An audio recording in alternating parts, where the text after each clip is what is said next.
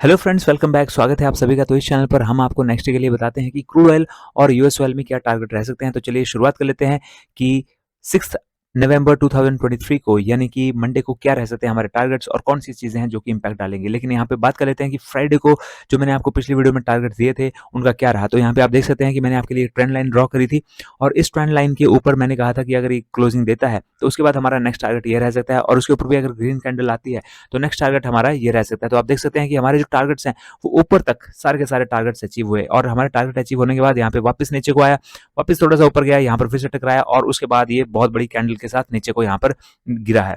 तो अब हम यहाँ पे जान लेते हैं कि इतनी जो गिरावट हमें देखने को मिल रही है वो क्यों गिरावट देखने को मिल रही है। तो उसका जो सबसे बड़ा कारण है वो मैंने आपको पिछली वीडियो में, हमारे जो डाटा वाली वीडियो है उनमें भी बता दिया था और साथ ही क्रूड ऑयल में भी बता दिया था कि 6 बजे यहाँ पर डाटा आना था और 6 बजे जो डाटा आया है ये 6 बजे वाली कैंडल ही है दोस्तों। 6 बजे जो है वो डाटा आया है डॉलर इंडेक्स का, यूनाइटेड स्टेट्स का। और यहाँ पे जो डाटा आया है वो आया है यूनाइटेड स्टेट्स की इंडस्ट्रीज का, जो अनएम्प्लॉयमेंट रेट है वगैरह वगैरह। और हमारा जो टेलीग्राम चैनल है उसके ऊपर भी हमने आपको उसका अपडेशन दे दिया था और कहा था कि डॉलर इंडेक्स गिर सकता है। तो यहाँ पर क्यों गिर सकता है? क्योंकि अनएम्प्लॉयमेंट रेट वगैरह जितने भी इंडस्ट्रीज के डाटा हैं वो आए हैं। अब यहाँ पर क्या होता है कि जब मैंने आपको पिछली वीडियो में भी बता चुका हूँ कि यूनाइटेड स्टेट्स का जब भी इंडस्ट्रीज का डाटा आता है तो वो वैसा ही इंपैक्ट डालता है जैसा कि वहां डाटा आता है। अगर इंडस्ट्रीज का डाटा नेगेटिव आएगा तो क्रूड ऑयल भी नीचे गिरेगा और साथ ही डॉलर इंडेक्स भी नीचे गिरेगा। यूजुअली क्या होता है कि डॉलर इंडेक्स जब नीचे गिरता है तो क्रूड ऑयल ऊपर की ओर को जाता है और जब क्रूड ऑयल जब जब DXY ऊपर को जाता है तो क्रूड ऑयल नीचे को आता है। लेकिन वो नॉर्मल केसेस में होता है। लेकिन अगर यहाँ पर डाटा डॉलर, यहाँ पर जो इंडस्ट्रीज का डाटा आता है यूनाइटेड स्टेट्स की, तो उसकी वजह से जो डॉलर इंडेक्स भी गिरेगा और क्रूड ऑयल भी गिरेगा अगर नेगेटिव आएगा, और अगर पॉजिटिव आएगा तो दोनों ही पॉजिटिव साइड को भी जाएंगे। क्योंकि जब जो इंडस्ट्रीज का डाटा होता है वही ये डिसाइड करता है कि अब डिमांड कैसी रहने वाली है क्रूड ऑयल की। जब इंडस्ट्रीज ग्रो करेंगी तभी तो क्रूड ऑयल की डिमांड बढ़ेगी। लेकिन यहाँ पर अगर इंडस्ट्रीज जो है श्रिंक होगी तो उसकी वजह से क्या होगा कि क्रूड ऑयल की जो डिमांड है वो डिक्रीज होगी। और यहाँ पर यही रीजन है जिसकी वजह से हमें इतनी गिरावट देखने को मिल रही है। इसके अलावा मैंने आपको चाइना का डाटा भी सुबह बता दिया था, वो भी हमने टेलीग्राम चैनल पर अपडेशन दे दिया था उसका। अगर आपने हमारा टेलीग्राम चैनल ज्वाइन नहीं किया है तो वीडियो के डिस्क्रिप्शन बॉक्स में आपको उसका लिंक मिल जाएगा, आप वहां से ज्वाइन कर सकते हैं। तो सुबह जो डाटा आया है वो भी कुछ अच्छा नहीं आया। जो सर्विस PMI का डाटा आया है वो यहाँ पर थोड़ा सा स्लाइटली, जितना फॉरकास्ट किया गया था उतना नहीं बढ़ा, थोड़ा सा बढ़ा है, बहुत ही कम। तो माइन्यूट सा चेंज आया है उसमें, वो नेग्लिजिबल है।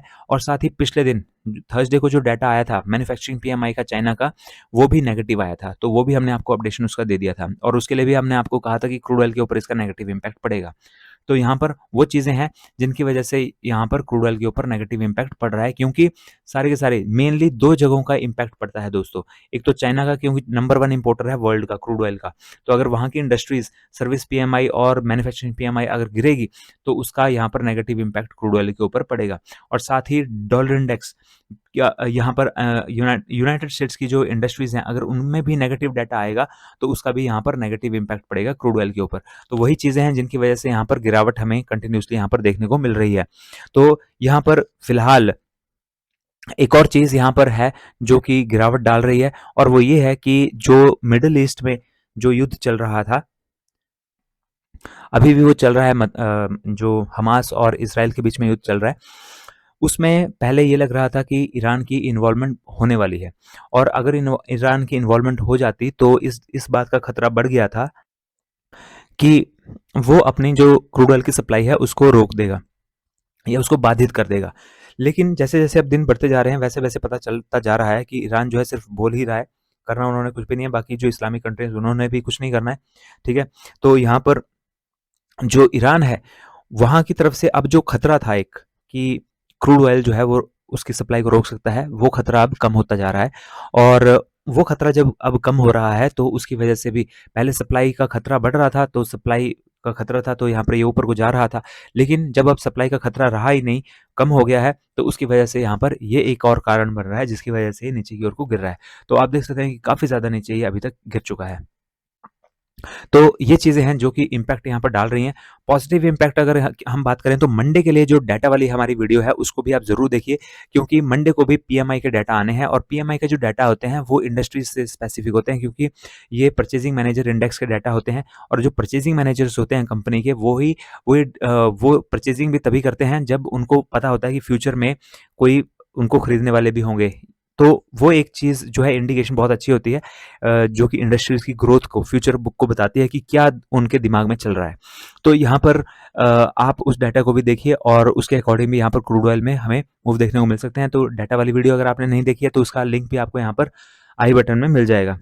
तो और दोस्तों यहाँ पर अगर हम टेक्निकली देखें तो टेक्निकली 2 लेवल्स हैं। एक तो ये लेवल है, यहाँ पर इसे रेजिस्टेंस मिलता जा रहा है, यहाँ पर भी मिला, यहाँ पर भी मिला, यहाँ पर भी मिलता जा रहा है। और सपोर्ट की बात करें तो ये एरिया, इस एरिया में यहाँ पर, यहाँ पर, यहाँ पर और अब यहाँ पर ये फिर से यहाँ पर इसी लेवल पर है, तो यहाँ पर भी इसे सपोर्ट मिल रहा है। तो सपोर्ट जो है अभी देखना पड़ेगा कि यहाँ पर क्या ये इसके नीचे रेड कैंडल की क्लोजिंग आती है, नीचे आनी चाहिए, लेकिन अभी बंद नहीं हुई है, हो सकता है कि ये नीचे को जाए थोड़ा सा और वापस क्लोज जो है वो ऊपर ही हो। लेकिन अगर ये नीचे को क्लोज हुई तो उसके बाद फिर हमारा जो नेक्स्ट टारगेट है वो 6722 का रह सकता है। और इसके नीचे भी अगर रेड कैंडल की क्लोजिंग आती है तो नेक्स्ट टारगेट हमारा 6695 रह सकता है और इसके नीचे भी रेड कैंडल की क्लोजिंग आती है तो नेक्स्ट टारगेट हमारा 6673 का यहाँ पर रह सकता है।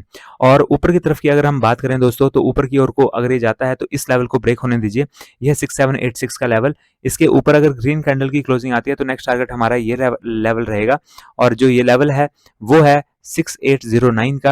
और 6809 के ऊपर ग्रीन कैंडल की क्लोजिंग आती है तो 6833 हमारा नेक्स्ट टारगेट रहेगा और इसके ऊपर ग्रीन कैंडल की क्लोजिंग आती है तो नेक्स्ट टारगेट हमारा रहेगा 6865 का। और इसके ऊपर भी ग्रीन कैंडल की क्लोजिंग आती है तो नेक्स्ट टारगेट 6900 और इसके ऊपर भी ग्रीन कैंडल की क्लोजिंग आती है तो नेक्स्ट टारगेट 6930। और यहाँ पर आप देख सकते हैं कि यहाँ पर तो इसे सपोर्ट रेसिस्टेंस जो है वो मिल ही रहा है। तो ये हमारे एरियाज हैं जहां पर कि अगर वो ब्रेक होते हैं तो उसके ऊपर के लेवल जो हैं वो हमारे टारगेट्स बन सकते हैं। और दोस्तों जब आप यहाँ पर एमसीएक्स में ट्रेडिंग करते हैं क्रूड ऑयल की तो आपको यहाँ पे हैवी मार्जिन रखना पड़ता है, जो कि नए ट्रेडर्स और जो छोटे ट्रेडर्स होते हैं उनके लिए बहुत मुश्किल हो जाता है।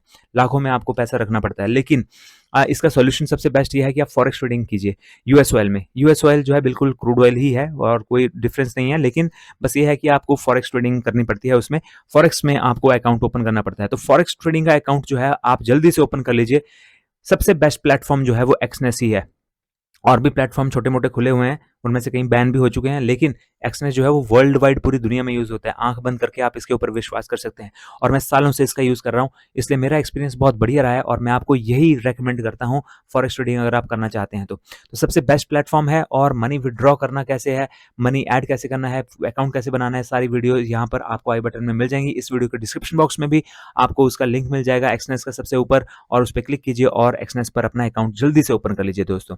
तो बहुत ही बढ़िया प्लेटफॉर्म है और विड्रॉ की कोई समस्या नहीं आती। बस आपका जो अकाउंट जो आप बनाओगे उसका नाम और जो बैंक अकाउंट है उसका नाम सेम होना चाहिए, बस इसके अलावा कोई दिक्कत नहीं आएगी। और दोनों का नाम सेम है तो विड्रॉ में कोई समस्या नहीं आने वाली। तो बहुत ही बढ़िया प्लेटफॉर्म है दोस्तों और जल्दी से अपना अकाउंट ओपन कर लीजिए। अब हम यहाँ पे यूएस ऑयल की बात कर लेते हैं। तो यूएस ऑयल में भी बहुत गिरावट देखने को मिल रही है। यहाँ पर फिलहाल इस कैंडल को आप ब्रेक होने दीजिए। अगर इस लेवल को, ये लेवल अगर ब्रेक होता है यानी कि रेड कैंडल की क्लोजिंग इसके नीचे आती है, फिलहाल ये क्लोजिंग नहीं हुई है, अभी टाइम है। तो यहाँ पर अगर आती है तो नेक्स्ट टारगेट यहाँ पर 80.90 का ये लेवल है, इसके नीचे आती है तो नेक्स्ट टारगेट हमारा यहाँ पे 80.53 रह सकता है। और इसके नीचे भी रेड कैंडल की क्लोजिंग आती है तो नेक्स्ट टारगेट हमारा यहाँ पर ये लेवल रह सकता है 80.24 का।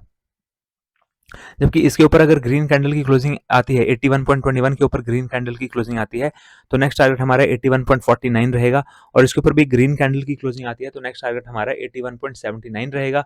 और इसके ऊपर भी ग्रीन कैंडल की क्लोजिंग आती है तो नेक्स्ट टारगेट 82.09 रहेगा। और इसके ऊपर आप इस बॉक्स को ब्रेक होने दीजिए, इस बॉक्स का ये जो ऊपर वाला लेवल है वो है 82.50, इसके ऊपर भी ग्रीन कैंडल की क्लोजिंग आती है तो नेक्स्ट टारगेट 82.90। और इसके ऊपर भी ग्रीन कैंडल की क्लोजिंग आती है तो नेक्स्ट टारगेट 83.28 यहाँ पर रह सकता है। तो दोस्तों ये हैं लेवल्स जो कि यूएस ऑयल और क्रूड ऑयल में आपके रह सकते हैं। और ये वीडियोस आपको सिर्फ एजुकेशन पर्पस के लिए बनाई जा रही हैं। हम सेबी रजिस्टर्ड फाइनेंशियल एडवाइजर्स नहीं हैं, तो ट्रेड लेने से पहले अपने फाइनेंशियल एडवाइजर से आप जरूर सलाह लीजिए। और वीडियो को लाइक करना ना भूलें दोस्तों। और ये वीडियो बस थंब का बटन दबाना है आपने, एंड दैट्स इट। और हमें आपका जो मोटिवेशन है बस इसी में ही चाहिए। तो जल्दी से लाइक का बटन भी क्लिक कर दीजिए, शेयर भी कर दीजिए और चैनल को सब्सक्राइब नहीं किया तो जल्दी से चैनल को भी सब्सक्राइब कर लीजिए। मिलते हैं अगले वीडियो में। Till then have a nice day, goodbye and stay safe.